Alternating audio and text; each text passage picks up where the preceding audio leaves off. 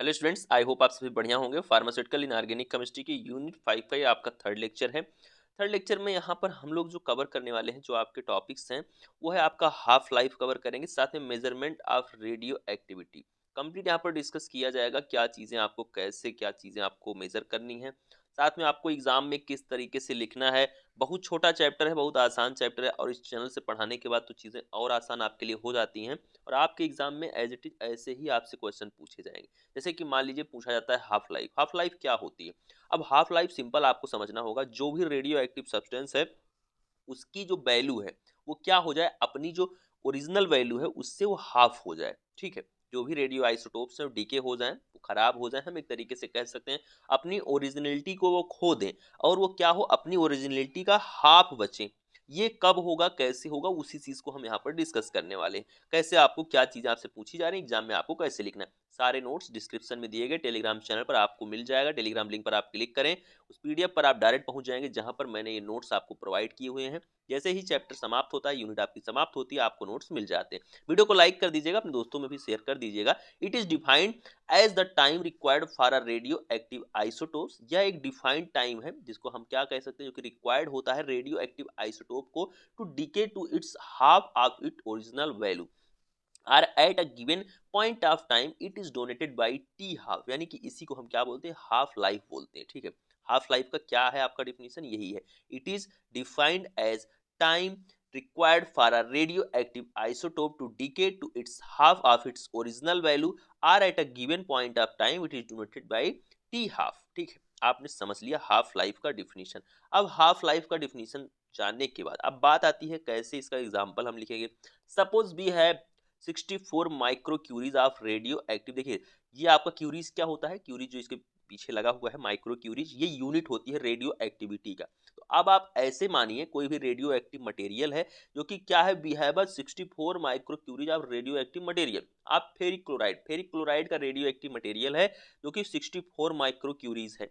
ठीक है, ये आपको समझ में आ गया। ठीक, अब यहाँ पर बात आती है, जो ये 64 क्यूरीज है, अब इसका हाफ बचना चाहिए। ठीक है, हाफ लाइफ का मतलब यही हुआ कि ओरिजिनल अगर मेरे पास 64 क्यूरीज हैं तो उसका हाफ बचना चाहिए फर्स्ट हाफ लाइफ के बाद। तो आफ्टर फर्स्ट हाफ लाइफ, यानी जो आपकी पहली हाफ लाइफ है, देखिए हाफ लाइफ क्या होगा आपका 45 डेज होगा। जब इसका ये हाफ बचेगा, इसमें आपका 45 डेज जाएगा। ठीक है, तो आफ्टर फर्स्ट हाफ लाइफ ये क्या होगा, 30, जो आपका 64 माइक्रो क्यूरीज है वो 32 माइक्रो क्यूरीज बचेगा। फिर उसके बाद सेकेंड हाफ लाइफ जो होगी वो भी आपकी क्या होगी, 45 डेज की वो भी हो रही है, और उसमें क्या होता है कि 16 जो बचेगा, 16 माइक्रो क्यूरीज आपका बचेगा आफ्टर थर्ड हाफ लाइफ। इसी तरह से हर हाफ लाइफ में ये क्या हो जाएगा, अपने ओरिजिनल वैल्यू का हाफ हो जाएगा। स्टूडेंट्स, ये आपको समझना होगा, ये चीज आपके दिमाग में होनी चाहिए। फॉर एग्जाम्पल, जब आपसे पूछा जाए किस तरीके से आप एग्जाम्पल को डिनोट करेंगे, किस तरीके से आप एग्जाम्पल को रिप्रेजेंट करेंगे, तो ये चीज जब आप क्वेश्चन पूछे जाएंगे, लॉन्ग क्वेश्चन में पूछा जा रहा है, मान लीजिए 7 नंबर में आपसे क्वेश्चन पूछे जा रहे हैं, तो इस तरह से आप क्या करेंगे, इसको डिफाइन करेंगे आप विथ एग्जाम्पल। सिर्फ डिफिनीशन से काम नहीं चलेगा, क्योंकि वहां पर आपको 1 से 1.5 पेज लिखना ही लिखना होगा। तो इस तरह से आपको क्या करना होगा, ये चीजों को थोड़ा सा एग्जाम विथ एग्जाम्पल लिखना होगा। फिर इसी तरह से क्या होगा, आपका यहाँ पर 8 माइक्रो क्यूरीज बचेगा, 16 to 8 आएगा। फिर उसके बाद क्या होगा, इसको फिर आप आफ्टर एक तरीके से फोर्थ हाफ लाइफ होगी, हर हाफ लाइफ में आपका आधा हो जा रहा है, तो यहाँ पर आपका 4 माइक्रो क्यूरीज बचेगा। ठीक है, ये हो गई बात हाफ लाइफ की एग्जाम्पल के साथ अपनी। अब बात आती है मेजरमेंट ऑफ रेडियो एक्टिविटी, कैसे हम मेजर करेंगे रेडियो एक्टिविटी को। इसके लिए हम क्या कर सकते हैं, एक गीगर मूलर काउंटर का इस्तेमाल करते हैं। ये मेटल का क्या होता है, मेटल सिलेंडर होता है, जिसको हम इस्तेमाल करते हैं, स्टेनलेस स्टील मेटल सिलेंडर होगा, जिसमें हम एनोड का इस्तेमाल करेंगे, जिसमें हम क्या भरेंगे, गैसेस को भरेंगे। कौन सी गैसेस को भरेंगे स्टूडेंट, ये चीजें देखिए, ऊपर ऊपर की बातें आपको पता होनी चाहिए कि हम मेजरमेंट ऑफ रेडियो एक्टिविटी में एक सिलेंडर ले रहे हैं। उस सिलेंडर क्या है, वो सिलेंडर वो मेटल का आपका सिलेंडर है, मेटल ट्यूब है एक तरीके से आप कह सकते हैं। उसमें क्या है कि इनर्ट गैसेस को भरते हैं, जैसे आर्गन, नियान। ये तो आपको पता है कि इनर्ट गैसेस कौन सी होती हैं, जो 18वें ग्रुप वाली गैसेस होती हैं अपने पीरियाडिक टेबल में, उसको हम इनर्ट गैस बोलते हैं। ठीक है, तो उन्हीं को क्या करते हैं, इसमें हम इस चैम्बर में फिल करते हैं। फिर इसी से हम रेडियो एक्टिव को क्या करते हैं, रेडिएशन को पास करते हैं। रेडियो एक्टिव सब्सटेंस से जो रेडिएशन निकलती है उससे हम इसी से पास करते हैं, इसी के थ्रू। तो चलिए देखते हैं एक एक करके इसके बारे में, पूरे स्ट्रक्चर के बारे में जानते हैं। आप देख सकते हैं, ये देखिए, ये एक तरीके से है मेटल ट्यूब है, इसमें एक विंडो यहाँ पर लगी हुई होती है। आयनाइजिंग रेडिएशन पाथ होता है जो कि इस तरह से यहाँ से हम इसको पास करते हैं। एटम और molecule of fill gases, gases होते हैं एटम और मॉलिक्यूल के जिनको हम फिल करते हैं, जो कि कौन सी गैसेस होती हैं, इनर्ट गैसेस होती हैं। एक इलेक्ट्रोड लगाते हैं जो कि पॉजिटिवली चार्ज होता है। पॉजिटिवली चार्ज इलेक्ट्रोड को क्या बोलते हैं स्टूडेंट्स? एनोड बोलते हैं। ये चीजें बड़ी बेसिक बातें हैं, ठीक है। तो इस तरह से क्या होगा आपका वो भी होगा, और यहाँ से हम क्या करेंगे, इसको हाईली चार्ज करेंगे यहाँ पे आपके पास, और उसके बाद क्या होगा, ionisation of fill gases take place along track of radiation, ठीक है। अब यहाँ पर गीगर मुलर काउंटर जो आपका है, जो कि आपका ये मेथड है आपने मेजरमेंट ऑफ रेडियो एक्टिविटी का, हम उसके बारे में थोड़ा विस्तार से जानते हैं। जब आपसे पूछा जाएगा, इसी तरह से पूछा जाएगा कि आप विद डिवाइस जो है चीज़ों को रिप्रेजेंट करें, तो यहाँ पर आपको लिखना होगा, लॉन्ग क्वेश्चन में आपसे पूछा जा सकता है, it conscience a cylinder of stainless steel. अभी आपने देखा ऊपर, स्टेनलेस स्टील का अपने पास सिलेंडर होता है, उसमें glass coated with silver on inner side which act as cathode.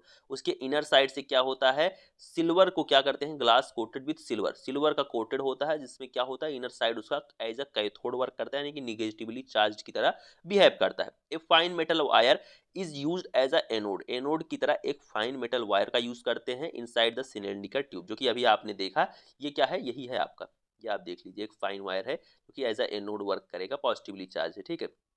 चलिए, अब इसके बाद के अगले पॉइंट पर हम चलते हैं। अगला पॉइंट क्या है कि high voltage is maintain between the electrode. अब इलेक्ट्रोड के बीच में हाई क्या कर सकते हैं हम, हाई वोल्टेज को, उसको क्या करेंगे, करना होगा हमको, मेंटेन करना होगा हाई वोल्टेज को। The space in the chamber is filled with gas like helium, neon, argon. अभी मैंने आपको बताया 18वें ग्रुप की जो गैसेज हैं, यानी कि जो आपकी इनर्ट गैसेज हैं, उनको हम चैम्बर के जो स्पेस है उसमें फिल करते हैं, रेडिएशन को एंटर करते हैं through a thin section called window. जो विंडो थी अभी आपने देखा, जो ये आपकी विंडो है, इसी से तो हम रेडिएशन को पास कर रहे हैं, ये आपकी विंडो होती है, ये पूरे सिलेंडर में यहाँ पर विंडो बनाई जाती है, इसी से हम रेडिएशन को इसमें डालते हैं। अब जब हम रेडिएशन को डाल देते हैं, फिर क्या चीजें आपकी दी गई हैं, radiation enters through the thin section called window and cause ionisation of gas. अब ये क्या काज करेगी, गैसों का आयनाइजेशन कराएगी।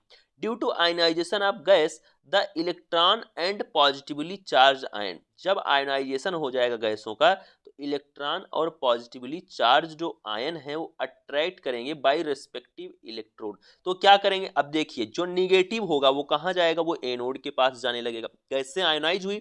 अब उसमें जो निगेटिव होगा वो कहाँ पर चला जाएगा, वो आपका चला जाएगा एनोड के पास, और जो पॉजिटिव होगा वो कहाँ चला जाएगा, कैथोड के पास, क्योंकि कैथोड, अब आप कितना समझते हैं, अपोजिट चार्ज एक दूसरे को अट्रैक्ट करते हैं, तो उसी तरीके से कैथोड नेगेटिव है तो वो पॉजिटिव आयन को अपनी तरफ खींचेगी, और अब जो आपका एनोड है वो पॉजिटिव है तो नेगेटिव को खींचेगा अपनी तरफ। The passage of these ion through a tube is continue, the passage of these ions through the tube is continue, A flow of current which is recorded by the device। the passage of ions जो होते हैं through the tube is continue, इस तरह से continue रहते हैं, और क्या होता है, flow of current is recorded by the device. जो यहाँ पर हम डिवाइस लगाते हैं उससे हम क्या रिकॉर्ड करते हैं, करंट के फ्लो को रिकॉर्ड करते हैं, यहाँ पर अपने करंट के फ्लो को रिकॉर्ड करते हैं। जब आयन आयनाइज हुए तो अब यहाँ पर करंट किस तरीके से फ्लो हो रही है उसको हम रिकॉर्ड कर लेते हैं। ये सारी चीजें हम इस तरह से अपना क्या करते हैं, मेजरमेंट ऑफ रेडियो एक्टिविटी को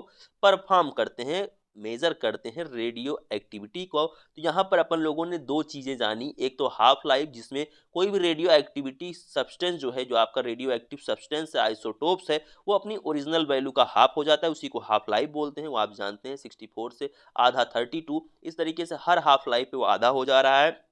second life, second half life पे 32 का 16 हो रहा है, 16 से 8 हो रहा है, तो इस तरह से हर हाफ लाइफ पे आपका आधा हो जा रहा है। फिर यहाँ पर हमने जाना मेजरमेंट ऑफ रेडियो एक्टिविटी के बारे में, जिसमें गीगर मुलर काउंटर के बारे में हमने जाना, मेटल ट्यूब है आपकी, उसके अंदर में हम क्या करते हैं, सभी नट गैसेस को फिल करते हैं, थिन वायर होते हैं, फिर वो जो थिन वायर होता है एज ए एनोड वर्क करता है, और जो मेटल ट्यूब के अंदर में हम लोग कोटेड करते हैं सिल्वर की, वो आपका एज अ कैथोड वर्क करता है। ये सारी चीज़ें हमने जान लिया, ये सारे नोट्स आपको डिस्क्रिप्शन में दिए गए टेलीग्राम चैनल पर सेंड किए जाएंगे, आप रिवाइज करें, बिल्कुल आसानी से आप सारी चीज़ों को समाप्त करें। लेक्चर अपने दोस्तों में शेयर करिए, वीडियो को लाइक करिए, चैनल को सब्सक्राइब करिए, सभी लेटेस्ट अपडेट के लिए, सभी नोट्स के लिए।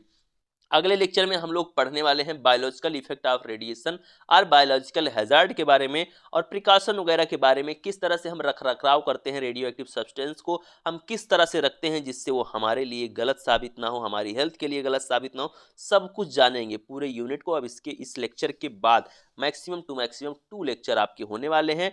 पूरी इनऑर्गेनिक केमिस्ट्री 2 और लेक्चर आपके हो जाए समाप्त हो जाएगी। वीडियो को लाइक करिए, मुझे इंस्टाग्राम पर फॉलो करिए ज़रूर, जिसका लिंक आपको मिलेगा डिस्क्रिप्शन में। कमेंट में अपना फीडबैक दीजिए। मिलते हैं नेक्स्ट वीडियो में। Thank you, love you all, नमस्कार।